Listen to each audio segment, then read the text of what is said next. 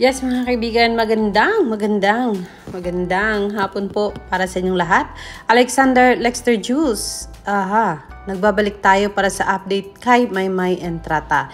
Yes, nadaanan lang naman natin to sa social media mga kaibigan. Kasi syempre wala naman tayong access sa Pilipinas, nandito naman tayo sa Dubai.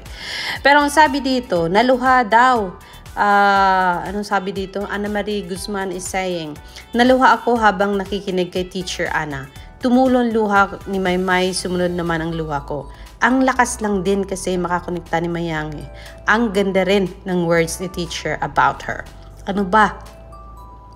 Ano ba ang kwento ni Miss Ana Guillen Fileo about Meridel Maymay Entrata?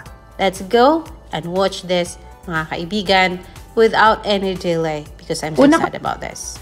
Nakatrabaho si Maymay back in 2018. She was doing Lalo Na Sangre. Midway.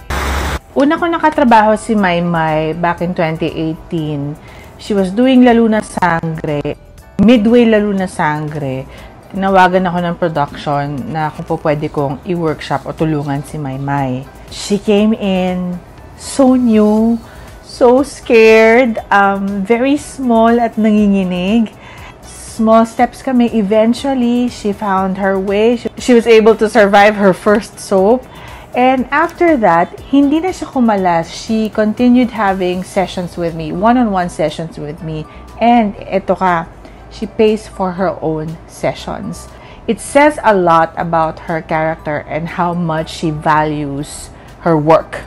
She was smart enough and intuitive enough to know that whatever it is na papasukin niya, kailangan niyang pag-aralan ng mabuti.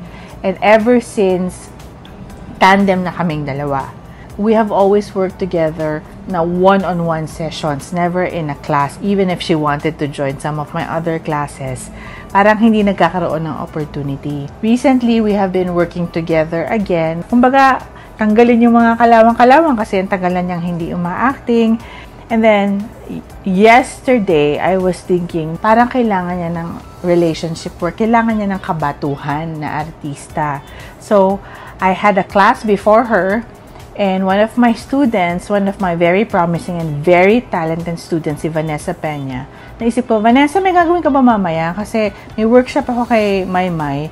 Parang kailangan niya ng kabatuhan, kailangan niya ng ka-relationship work. Game ka pumuntas. Walang pag-aatubili sinabi Vanessa, game! To my surprise, this was one of the most unforgettable sessions I had with Maymay and also Vanessa, because the chemistry and the work and the kind of commitment that I saw in that small room was a gift. What came out of the exercises, para silang long-lost sisters. So many beautiful moments happened in there in that session. And I wish I could do a project na silang dalawa ang magkasama, like a little movie na sila magkasama, because grabe ang work nilang dalawa, ang galing-galing nilang dalawa. So, wala sa plano yon na magila ako ng artista para meron siyang kabatuhan. But the unplanned things, sometimes yun pa yung talagang a gift from the universe, and these are the things that make me feel so fulfilled as a teacher. So yes, yun pala ang story sa likod ng picture na ipinost ni Maymay ng isang araw mga kaibigan. Una ko nakatrabaho about Ana Fileo. So, ayun. Masaya po tayo doon sa feedback ng isang Ana Fileo, isang coach, isang mentor, and nakita natin how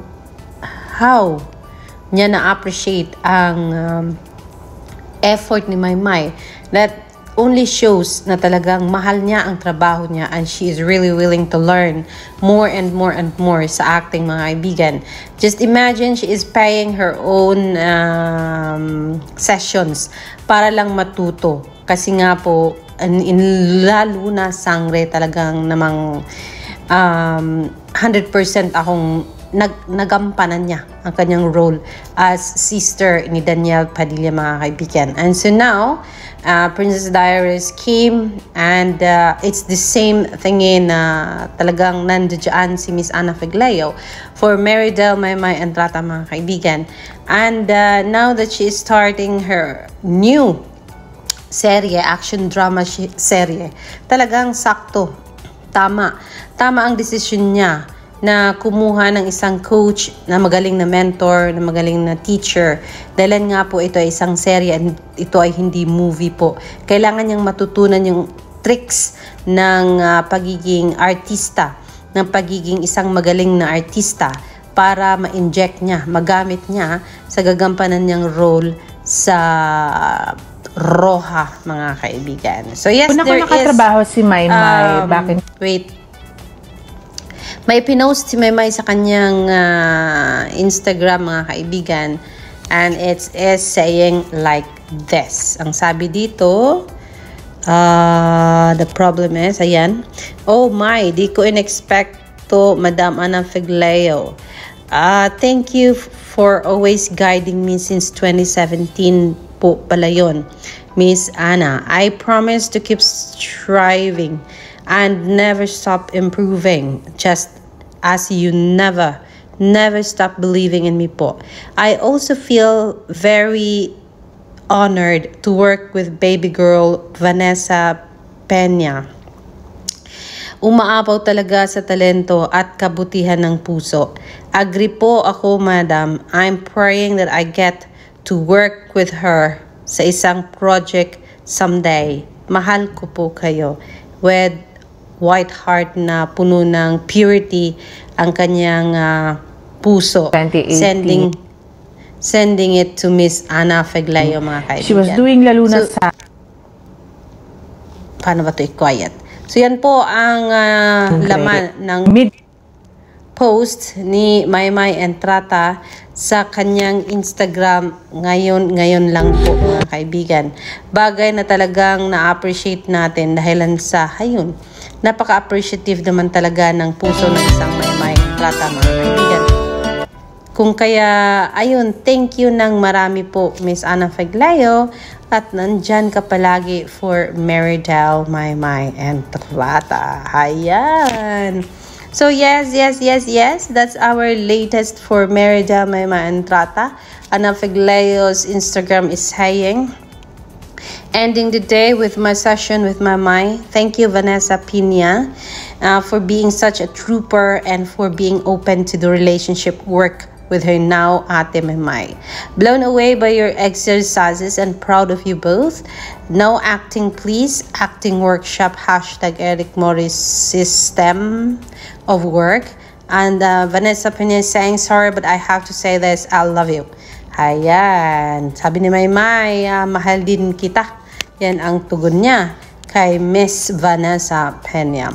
So yes, mga kaibigan, we are so excited. The more na excited po tayo and we cannot wait para sa Roja, mga kaibigan. Kailan kaya darating ito? At kailan kaya mag-uumpisa ito, mga kaibigan? Wow, nadaanan ko rin si Donnie driving this sports car. Oh. Pwedeng makisakay. Charot! Ayan po, ganda rin ang sasakyan ng isang Donnie. Wait. What brand kaya yan? Donnie changing stroll with my Changan PH. Changan pala yan, bahal. Pare-pareho sila ni ni Vice Ganda. Changan din baka Vice Ganda. Tama ba ako? Pero yes, that's our latest update on Maymay Entrata, mga kaibigan. This is Alexandra Lexter Jules. I will see you later for more dito lang sa ating channel. Alexandra Lexter Jules. Magandang hapon po sa inyong lahat.